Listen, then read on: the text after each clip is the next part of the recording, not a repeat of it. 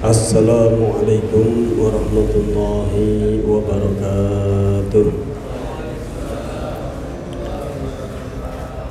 Bismillah, alhamdulillah, wassalatu wassalamu ala rasulillah Sayyidina wa maulana Muhammad ibn Abdillah wa ala alihi wa sahbihi wa man walah. Wala hawla wala quwwata illa billah, amma ba'dah. Subhanaka la ilma lana illa ma 'allamtana innaka antal alimul hakim. Rabbi shrah li sadri wa yassir li amri wahlul 'uqdatam min lisani yafqahu qawli wa saddid lisani wahdi qalbi bihaqqi nabiyyika Muhammadin sallallahu alaihi wasallam. Sedayunipun para hadirin jamaah Masjid Al-Khazmar, jamaah majelis SMS Senin malam Selasa ingkang dirahmati oleh Allah Subhanahu wa taala.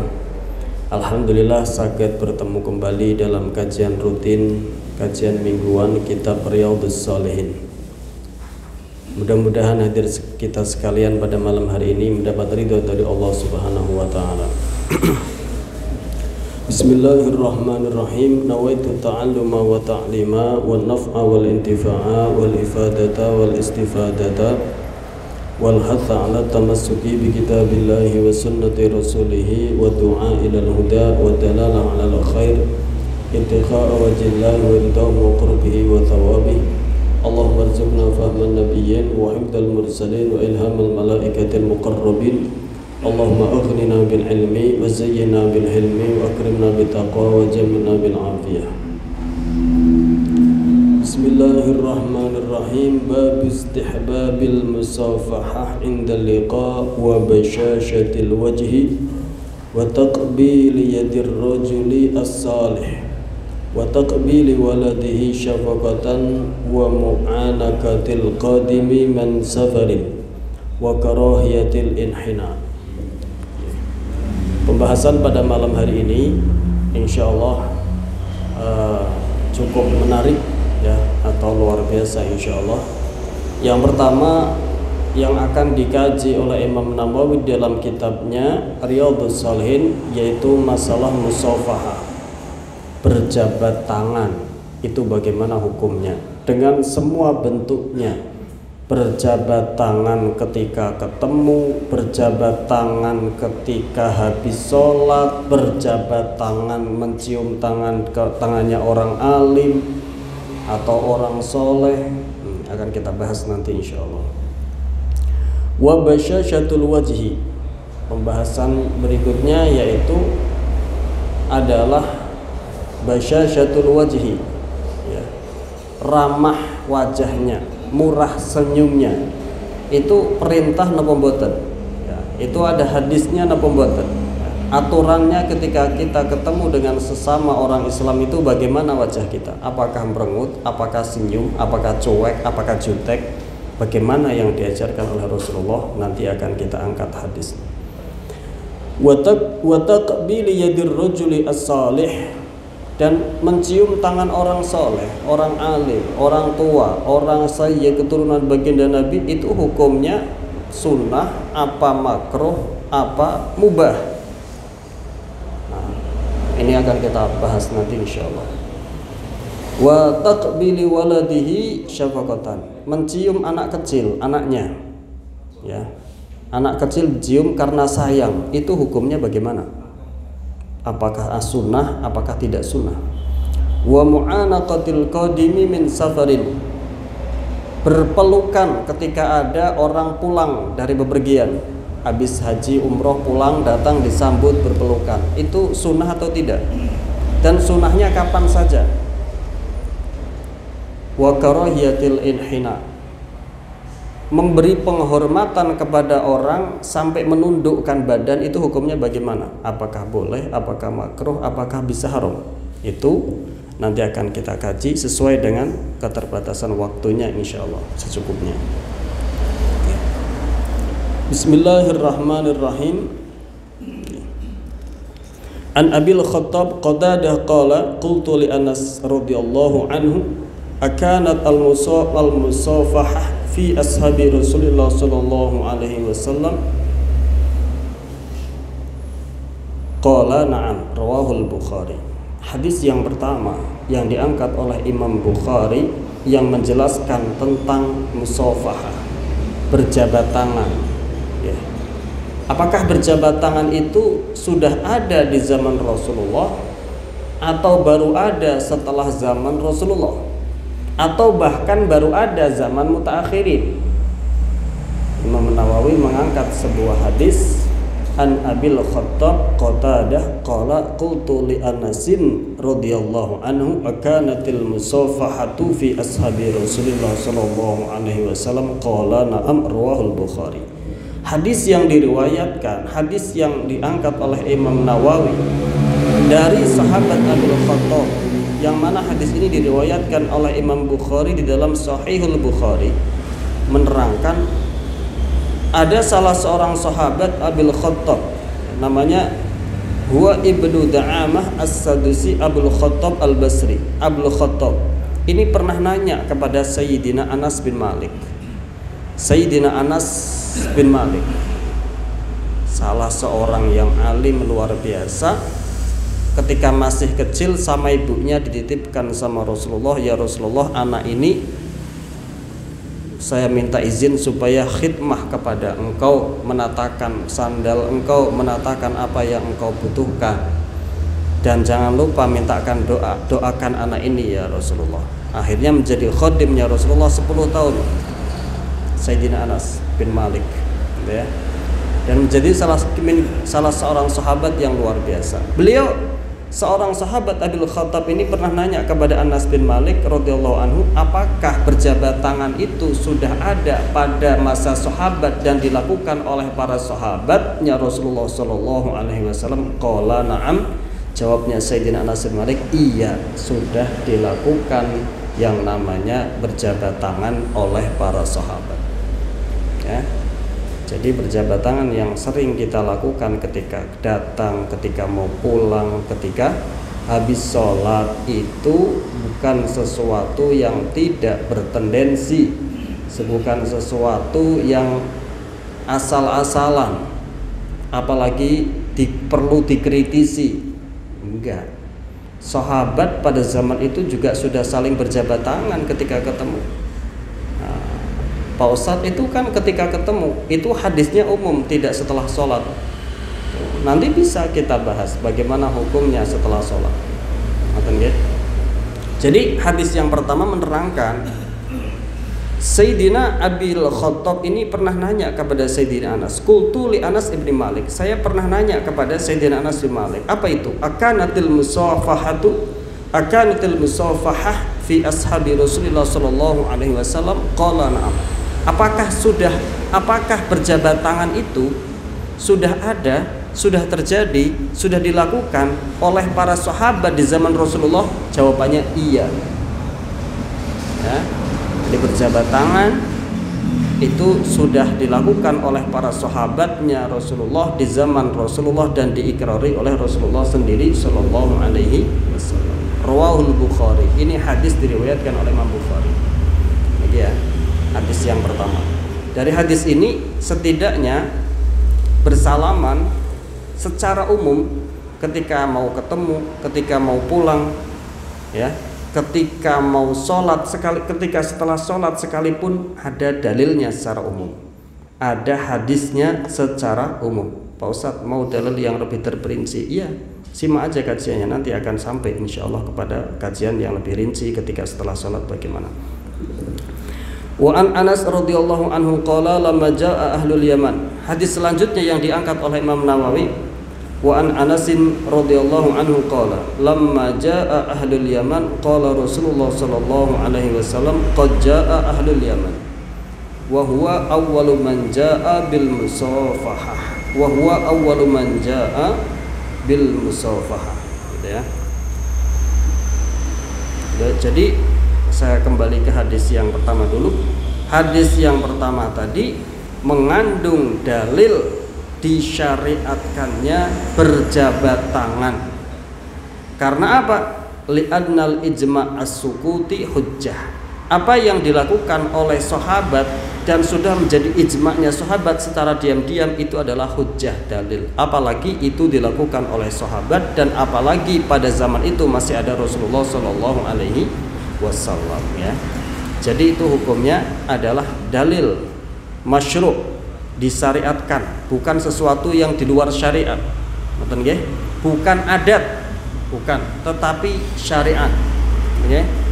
Bukan kok bid'ah, bukan kok adat, tetapi itu syariat. Kalau adat itu kan nggak ada pahalanya. Kalau bid'ah ada hasanah, ada sayyi'ah. Tapi kalau syariat itu berarti diajarkan, dianjurkan, diperintahkan oleh syariatnya Rasulullah atau oleh Allah Subhanahu wa taala. Itu yang pertama. Yang kedua, wa an Anas radhiyallahu anhu qala lamma jaa ahlul Yaman qala Rasulullah sallallahu alaihi wasallam qad jaa ahlul Yaman wa hum awwalu man jaa bil musafahah. Rawahu Abu Dawud bi isnadin sahihin. Hadis ini diriwayatkan oleh Abu Dawud dengan sanad yang sahih. Apa kata Imam Nawawi di dalam kitab Riyadhus Shalihin? Hadis yang kedua, apa yang diangkat oleh Imam Nawawi dari hadis yang kedua? An Anas, diriwayatkan dari Sayyidina Anas bin Malik radhiyallahu anhu. Qala lamma jaa ahlul Yaman, ketika datang ahlul Yaman, orang-orang Islam Yaman. Ya. Jadi Islamnya Yaman itu sudah dari zaman Rasulullah. Kalau Islamnya kita kapan, Pak? Islamnya Jawa kapan, Pak? Ya, Islamnya Yaman sudah dari zaman Rasulullah. Yang jelas begitu. Ngerti nggih? Lamma jaa ahlul Yaman, ketika datang orang Yaman, ya.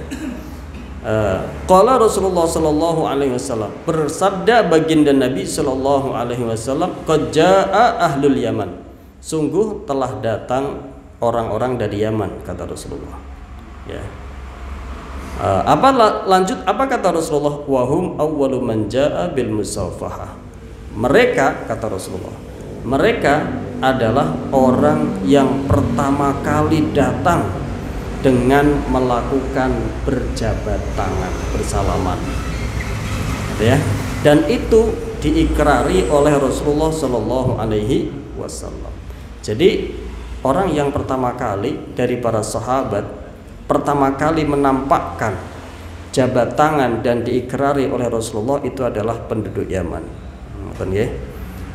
Makanya sampai sekarang kalau kita angan-angan itu dzurriyyatun Nabi paling banyak itu ya di Yaman, di Hadramaut. Hatta Wali Songo Habib Salim bin Abdullah bin Umar Asyadiri pernah menjelaskan semua Wali Songo yang di tanah Jawa itu semuanya adalah aulia keturunannya Rasulullah yang berasal aslinya dari negeri Yaman, yaitu Hadramaut. Ya. Dalam riwayat lain, baginda Nabi pernah mengatakan, atakum ahlul Yaman hum araqu quluban wa alyanu afidatan. Mereka ini datang kepadamu ahli Yaman. Mereka ini sangat lembut hatinya. Araqu quluban wa alyanu afidatan, dan lebih lembut, sangat lembut atau lebih lembut hati mereka.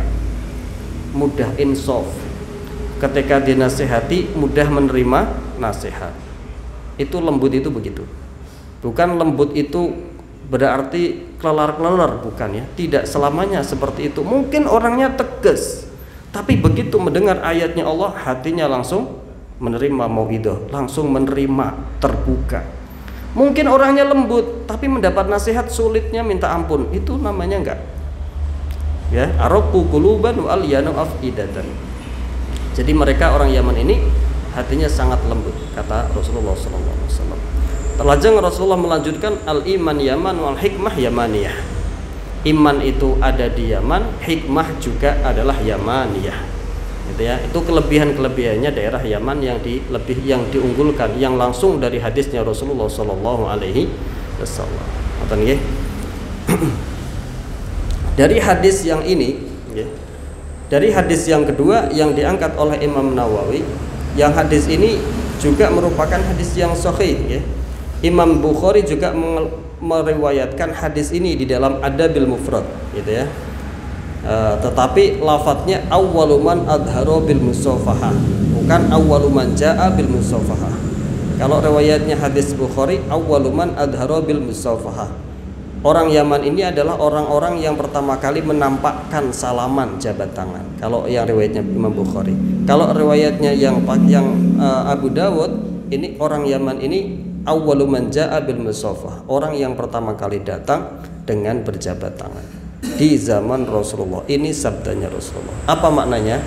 Berjabat tangan adalah syariat, bukan adat, tetapi syariat yang disyariatkan pada zaman Rasulullah, karena dilakukan pada zaman Rasulullah dan diikrari langsung oleh para sahabat dan oleh Rasulullah Shallallahu Alaihi Wasallam. Kalau itu mungkar, Rasulullah pasti akan bilang jangan salaman. Kalau itu salaman itu perkara bid'ah yang mungkar, perkara yang tidak boleh, pasti Rasulullah akan melarang. Kenapa? Karena Nabi itu maksum. Semua nabi itu terjaga dari melakukan maksiat. Kalau ada maksiat dilakukan di depan nabi, kok nabi itu diam, berarti sama dengan ridho dengan maksiat. Ridho dengan maksiat adalah maksiat, dan nabi tidak mungkin melakukan maksiat. Itu cara ditinjau dari ilmu usulnya. Jadi adanya berjabat tangan itu dilakukan di zaman Rasulullah dan diikrari oleh Rasulullah, itu berarti bukan sesuatu yang tidak boleh, dan bahkan itu adalah diikrari langsung Rasulullah. Wahum awwalu man ja'a bil musafahah, dan dilakukan oleh para sahabat sebagaimana hadis Bukhari yang pertama tadi. Sahabat dulu sudah berjabat tangan. Itu yang pertama. Lalu bagaimana ketika jabat tangan itu setelah sholat itu bagaimana? Apakah berjabat tangan setelah sholat itu ada dalilnya?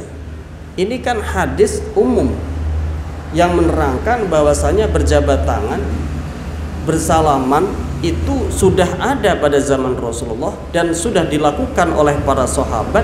Dan bahkan Rasulullah mengikrari kalau orang yang pertama kali menampakkan jabat tangan adalah ahlul Yaman, orang Yaman. Nah, itu kan umum. Kalau pertanyaannya ingin lebih khusus, kalau salaman setelah sholat apa dalilnya? Sebenarnya pertanyaan seperti itu aja sudah nggak bagus. Karena salaman apapun bentuknya, namanya itu adalah umum dan tidak ada larangan secara khusus, berarti dalam keadaan apapun minimal hukumnya adalah mubah. Laras badan. Minimal hukumnya adalah mubah, tidak ada keharaman, kemakruhan dalam keadaan apapun. Ya kan? Makanya Gus Baha itu ya sangat benar logikanya.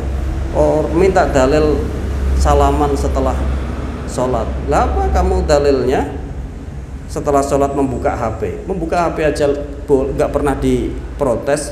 Orang salaman setelah sholat diprotes, ya enggak? Ini kan hatinya ada wasakh, hatinya kotor. Seharusnya tidak mengiskali seperti itu. Buka HP setelah sholat lebih pantas untuk ditanyakan mengapa ketimbang salaman setelah sholat. Laras badan, ya kan?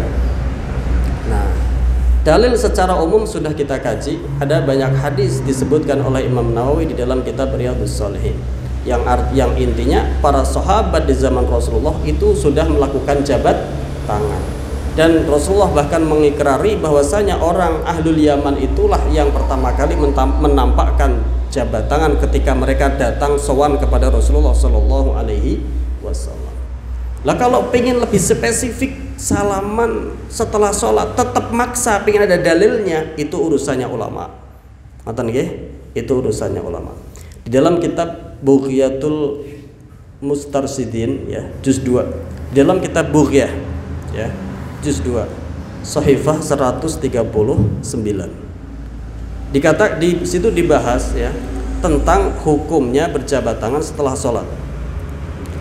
Gitu ya, di dalam kitab Bughyatul Mustarsidin oleh pengarangnya yaitu Al-Habib Abdurrahman bin Muhammad bin Husain Al-Masyhur. Ini yang megang Rubat Tarim yang pertama dulu ya, Rubat Tarim yang Salim Asy-Syadiri. Ini di sini diterangkan bagaimana hukumnya jabat tangan salaman setelah sholat. Faidatun, hukumnya adalah boleh gitu ya. Adalah bid'ah yang mubahah. Beliau paling jawabnya begitu. Kalau zaman pada Rasulullah secara umum salaman itu boleh, gitu ya. Tapi kalau salaman setelah sholat, jawabannya ulama di dalam kitab Bughiyah adalah bid'ah yang mubahah, bahkan wastahsanahu an-Nawawi. Dan Imam Nawawi menganggap itu adalah perkara yang hasan, yang bagus. Perkara yang hasan, yang bagus. Faidatun al-musafahah al-mu'tadah ba'da salatay subhi wal asri la aslalaha wa dzakara Ibnu Abdissalam annaha minal bid'ah al-mubahah wastahsanahu an-Nawawi. Shahihul Bughiyah di dalam juz 2 halaman 139 menerangkan bahwasanya salaman setelah sholat subuh dan asar ya, jadi kalau Hadramaut itu yang dulu-dulu salamannya setelah sholat subuh dengan setelah sholat asar. Itu memang tidak ada dalilnya kata Shahihul Bughiyah. Tetapi Imam Ibnu Abdissalam mengatakan itu hukumnya adalah bid'ah al-mubahah, bid'ah yang boleh. Kalau salamannya dalilnya banyak secara umum. Tapi kalau pingin nanyanya setelah sholat, itu adalah setelah sholat subuh dan sholat asar, itu adalah bid'ah yang mubahah menurut Ibnu Abdissalam. Dan Imam Nawawi mengatakan wastahsanahu an-Nawawiyyu, Imam Nawawi menganggap itu adalah perkara yang bagus, gitu ya. Jadi ada dalilnya napa mboten? Salaman setelah sholat wonten napa mboten? Wonten. Mau hadisnya umum ada, mau dalilnya ulama juga ada. Imam Ibnu Abdissalam imam besar, imam qadim dulu banget. Imam Nawawi juga imam besar yang tidak diragukan lagi keilmunya, ketimbang orang-orang yang mengkritisi salaman setelah sholat. Apa cuma sekedar punya ilmu sedikit mengkritisi imam yang lebih besar. Lebih ngikut mana kira-kira kita? Sudah jelas siapa yang lebih pantas untuk kita ikuti. Larus nawabadan ya, ini saya menetralisir ya, saya hanya menyampaikan ilmu, tidak mau menyudutkan pihak manapun. Ya. Wayam bagi at-tafdil ya. Akan tetapi Shahihul Bughiyah melanjutkan ada perbedaan kalau orang yang sholat tersebut sebelumnya sudah ketemu, kemudian setelah sholat mau salaman, maka hukumnya mubah. Tapi kalau sebelumnya habis nggak ketemu lama, mungkin kemarin baru ketemu hari ini, dari kemarin nggak ketemu, maka hukumnya bisa menjadi sunnah. Wa yanbaghi at-tafsil baina man kana ma'ahu qabla shalah fa mubahah wa man lam yakun ma'ahu fa mustahabbah. Id hiya sunnatun inda liqa ijma'an. Lanjut Shahihul Bughiyah menerangkan, dan sepatutnya dibedakan salaman setelah sholat ya, bagi orang yang sebelumnya sudah ketemu ya, sebelumnya sudah ketemu, sebelum sholat sudah ketemu, kemudian sholat bareng seperti sesama kita, sesama tetangga, maka hukum salamannya mubah. Tapi kalau memang sebelumnya tidak ketemu, dari kemarin nggak ketemu nih, juk-juk sholat bareng, maka hukumnya fa mustahabbah, sunnah setelah sholat. Kenapa? Idhiya sunnatun indal liqa ijma'an. Karena salaman itu hukumnya sunnah ketika ketemu sesama muslim ijma'. Mau nggak habis sholat atau nggak habis sholat, ketika ketemu salaman itu sunnah. Kenapa yang dibahas ketika habis sholat tok? Siapa yang bisikin itu siapa? Kenapa yang dikritisi setelah sholat? Kenapa nggak kritisi yang lain yang sudah jelas-jelas bukan perkara baik? Lalu sembadan salaman ketika lama nggak ketemu sesama muslim, begitu ketemu itu hukumnya sunnah, dan itu ada hadisnya, dan itu ada tendensi hadisnya. Seperti hadis yang kita angkat tadi ya, Shahihul Bughiyah mengatakan kalau memang sebelumnya tidak ketemu kemudian salaman setelah sholat, maka hukumnya adalah mustahabbah, sunnah.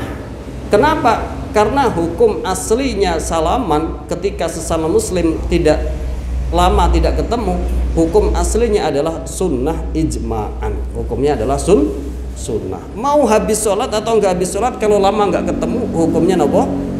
Sunnah untuk berjabat tangan. Jelas nopo dereng niki? Jelas ya Pak Ustadz, itu kan dalilnya setelah sholat subuh dan setelah sholat asar. Kalau di Jawa itu kan setiap 5 waktu kayaknya salaman terus. Harus betul. Ada mboten dalilnya? Wa qala ba'duhum, lanjut Syaibul Bughiyah mengatakan, innal musalli kal ghaib fa alaihi tustahabbu aqibal khamis mutlaqan, syarhut tanbih lirrimi.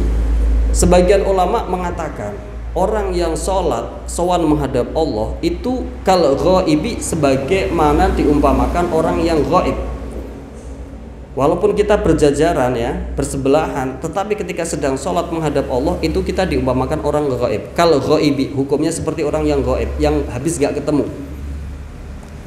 Menurut qaul yang ini, fa'alaihi, menurut pendapat yang sebagian ulama ini ya, qala ba'dhum ini, maka dengan demikian berjabat tangan disunahkan setiap habis sholat 5 waktu, karena setiap sholat itu kal ghaibi, sebagaimana orang yang tidak ketemu. Kenapa gak ketemu? Karena dia sedang sholat sowan kepada Allah. Masing-masing sudah sholat sholatnya berjamaah. Diumpamakan kal ghaibi sebagaimana orang yang tidak ketemu, pergi kepada Allah Subhanahu wa taala. Kalau dia habis gak ketemu, kan hukumnya sunnah berjabat tangan. Nah, intaha syarhut tanbih lirrimi gitu ya. Ini adalah selesai keterangan ini, ada di syarah tanbih kalau punya Imam Ar-Rimi. Jadi hatta setelah sholat 5 waktu pun menurut sebagian ulama tetap hukumnya sunnah berjabat tangan. Ngoten nggih. Jadi sunnah ya. Nah, jadi bahkan ulama mengatakan sunnah. Kenapa bisa sunnah?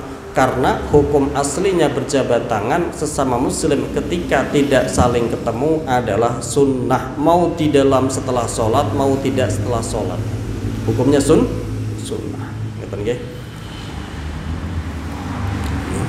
Itu hukum salaman setelah sholat ketika kita ditinjau dari segi pandangan hadis maupun kalamul fuqaha. Imam Ibnu Hajar mengatakan ya, disunahkan ya mencium tangannya sendiri setelah kita bersalaman dengan sesama ya. Makanya kadang kita ada, kenapa ustadz itu kalau salaman seperti habis itu di tangannya sendiri kayak setengah mau dicium, apakah itu bid'ah lagi? Apakah itu enggak ada tendensinya juga? Nah, wa yusannu takbilu yadi nafsihi ba'dal musafahah, qalahu Ibnu Hajar. Dan disunahkan setelah bersalaman dengan sesama muslim, apalagi dia katakanlah orang soleh. Kalau orang soleh disunahkan mencium tangannya orang soleh. Tapi kalau kita sesama setelah bersalaman kita cium tangan kita, itu hukumnya juga sunnah menurut pandangannya Syekh Ibnu Hajar. Nah, ini dari apa? Dari segi hadisnya, dari segi kalamul fuqahanya. Lanjut kita kepada hadis lagi yang diangkat oleh Imam Nawawi. Wa anil Barra radhiyallahu anhu qala Rasulullah sallallahu alaihi wasallam, ma min muslimaini yaltaqiyani fayatasawfahani illa ghufira lahumma qabla ay yaftariqa. Hadis yang selanjutnya, Pak Ustadz tadi bilang hukumnya berjabat tangan itu ketika sesama muslim tidak saling ketemu hukumnya sunnah. Tadi sudah diangkat 2 hadis. Ini hadis menguatkan lagi hukum sunnah berjabat tangan ketika tidak ketemu. Wa anil Barra radhiyallahu anhu, hadis diriwayatkan dari sahabat Barra radhiyallahu anhu. Qala, berkata Al Barra, qala Rasulullah sallallahu alaihi wasallam, bersabda baginda Nabi sallallahu alaihi wasallam, ma min muslimaini yaltaqiyani fayatasawfahani illa ughfira lahumma qabla ay yaftariqa. Rawahu Abu Dawud. Apa kata baginda Nabi? Qala Rasulullah sallallahu alaihi wasallam, bersabda baginda Nabi sallallahu alaihi wasallam, ma min muslimaini, tidak ada dari 2 orang muslim, yaltaqiyani yang saling ketemu, fayatasawfahani kemudian mereka bersalaman berjabat tangan, illa ghufira lahuma, kecuali keduanya diampuni oleh Allah, qabla ay yaftariqa, sebelum mereka sempat berpisah. Tidak ada 2 orang muslim yang ketemu kemudian berjabat tangan kecuali keduanya diampuni oleh Allah dosa-dosanya. Ini hadisnya rawahu Abu Dawud. Ini ya, rawahu Abu Dawud. Gitu ya. Jadi ini adalah hadis ini maknanya nopo? Anjuran yang sangat ketika orang Islam ketemu itu untuk berjabat tangan dengan Kalau ini dosa, bagaimana Allah itu mengampuni malah dosa-dosanya? Orang yang berjabat tangan diampuni dosanya, kata baginda Nabi. Ma min muslimaini yaltaqiyani fayatasawfahani illa ghufira lahuma qabla an yaftariqa. Tidak ada dari dua orang muslim yang saling ketemu kemudian berjabat tangan kemudian bersalaman kecuali dosa keduanya diampuni oleh Allah Subhanahu wa taala sebelum mereka sempat berpisah. Apa maksudnya? Anjuran yang sangat luar biasa dari Allah Subhanahu wa taala, dari baginda Nabi untuk berjabat tangan sesama muslim ketika ketemu. Tapi ingat Pak, kalau jenengan laki-laki berarti lawannya harus muslim laki-laki. Jangan hadis ini ditelan mentah-mentah. Ini ada muslimah nih, kayaknya praktek ini saya perintahnya baginda Nabi suruh salaman, dia orang muslim juga. Nggak boleh. Ya, ini khusus sesama. Jadi kalau muslim laki muslim ketemunya muslim, muslimah ketemunya muslimah. Jadi berjabat tangan kalau laki-laki ya ketemunya orang laki-laki atau perempuan yang masih mahram. Tapi kalau perempuan yang bukan mahram hukumnya tidak boleh. Ngoten nggih. Jadi itu pengecualian. Kalau perempuan yang ajnabiyah tidak bisa hadis ini dimasukkan, oh biar diampuni dosanya saya mau salaman sama dia. Nggak bisa, malah dosa, kan nggak boleh, dilarang. Okay? Orang bukan mahram, ya kan, ajnabiyah. Gitu nggih. Hadis yang selanjutnya, ini ya, ini hadis yang masalah jabat tangan sudah selesai. Jadi kesimpulannya nopo?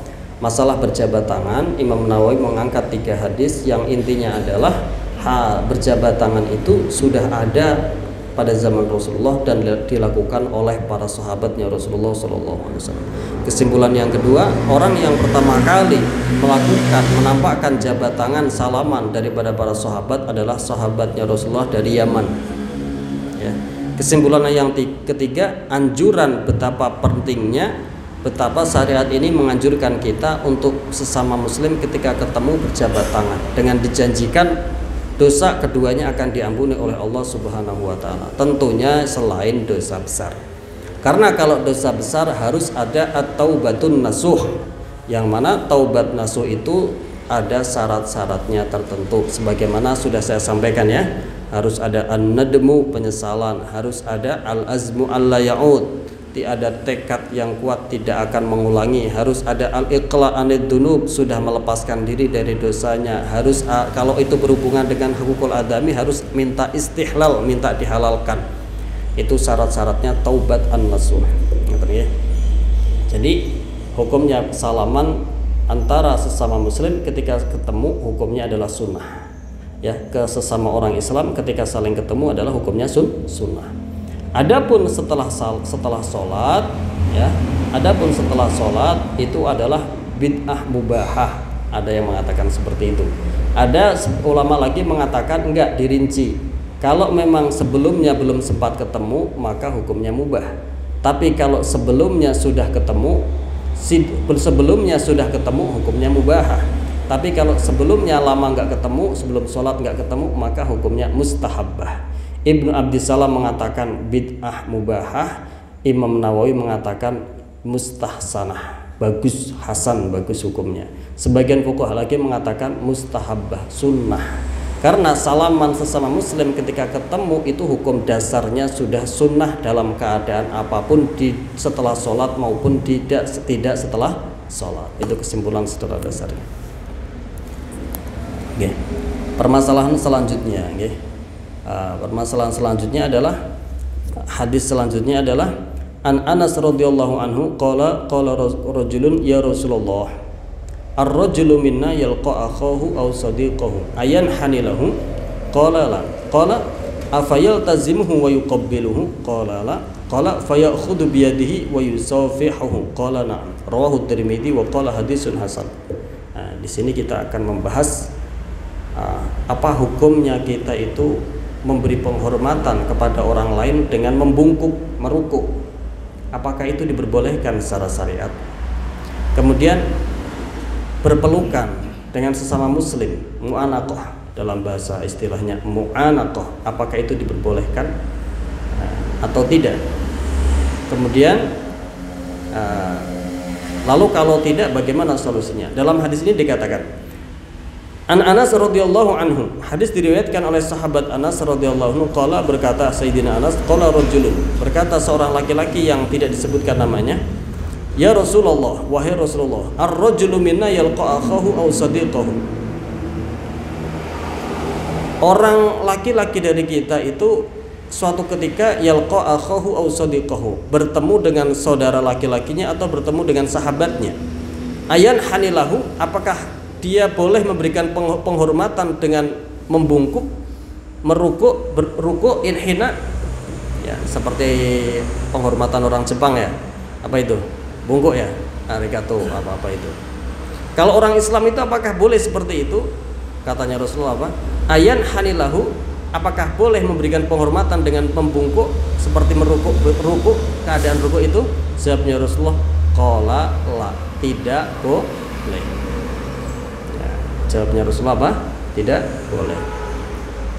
Qala afayaltazimuhu wa yuqabbiluhu. Sahabat Sayyidina Anas nanya lagi. Seorang laki-laki tadi nanya lagi, apakah kemudian memeluknya dan kemudian mencium badannya karena sesama orang muslim saudara? Apa kata Rasulullah? Qala la. Jangan juga. Karena berpelukan itu khusus, nanti ada hadisnya, khusus bila sahabat, bila dari orang muslim habis bepergian, pulangnya baru disunahkan mu'anaqah, berpelukan. Kalau tidak habis bepergian, sunahnya jabat tangan. Paham ya? Jadi berpelukan sesama muslim itu sunahnya ketika habis pulang dari bepergian, habis umroh, habis haji, pulang-pulang peluk sesama muslimnya, laki sama laki, perempuan sama perempuan. Ya. Nah, jangan dicampur aduk ya, berantakan nanti. Jangan mencari-cari kesempatan, ya. Ya, laki sama laki, perempuan sama perempuan, jangan, ya. Nah, kalau habis bepergian baru disunahkan mu'anaqah, berpelukan. Tapi kalau tidak dari pulang bepergian, sunahnya adalah berjabat tangan. Lama nggak ketemu, jabat tangan. Habis pulang dari pergi, ziarah, apa umroh, apa haji, baru kita baru peluk, gitu ya. Itu sunnahnya. Qala afayaltazimuhu wa yuqabbiluhu, kata laki-laki tadi tanya, ya Rasulullah, apakah kemudian berarti berpelukan dan mencium badannya atau keningnya, katakanlah? Jawabnya Rasulullah, qala la, tidak boleh juga, karena itu tidak sedang bepergian. Qala fayakhudhu biyadihi wa yusafihu, apakah kemudian berjabat tangan ya Rasulullah? Qala na'am, iya. Nah, jadi sesama muslim kalau tidak ketemu adalah sunahnya berjabat tangan. Ngoten nggih. Nah, dari hadis ini ya, dari hadis ini banyak sekali melahirkan hukum. Yang pertama, bagaimana hukumnya